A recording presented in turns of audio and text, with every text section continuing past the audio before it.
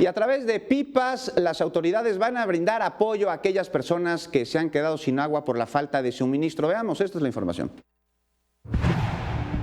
Será hasta el próximo viernes que el suministro de agua se restablezca al 100% en la capital del país, luego de que se concluyeran los trabajos de mantenimiento en la línea 2 del sistema Cutzamala. La baja del suministro de agua afecta a las delegaciones Azcapotzalco, Cuauhtémoc, Álvaro Obregón, Coajimalpa, Iztacalco, Benito Juárez, Iztapalapa, Coyoacán, Magdalena Contreras, Tlalpan, Miguel Hidalgo, Venustiano Carranza y Tláhuac.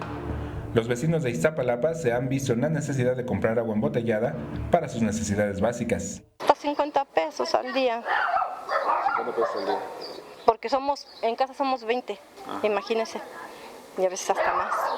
Hay que bañarnos, hay que comer, el baño, los trastes, y no contando la ropa. Como por 7, 8 garrafones a la semana para la comida. Porque no tenemos tampoco agua, la compramos para comer, para tomar café, para poner, sí, como 10 o 12 garrafones a la semana y nos cuesta 12 pesos cada garrafón de agua. De acuerdo con información del Sistema de Aguas de la Ciudad de México, son 400 pipas las que están apoyando con el suministro en las delegaciones afectadas. Sin embargo, los vecinos señalan que hay abusos y el agua es de mala calidad. No nos la dan, nosotros pagamos el agua a las pipas, nos traen el agua bien puerca, bien amarilla, ¿sí? Y a veces nos la dan y a veces no nos quieren dar.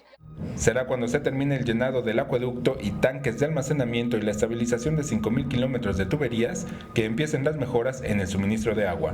Con imágenes de Javier Martínez, Alberto Álvarez Santana, 21 Noticias.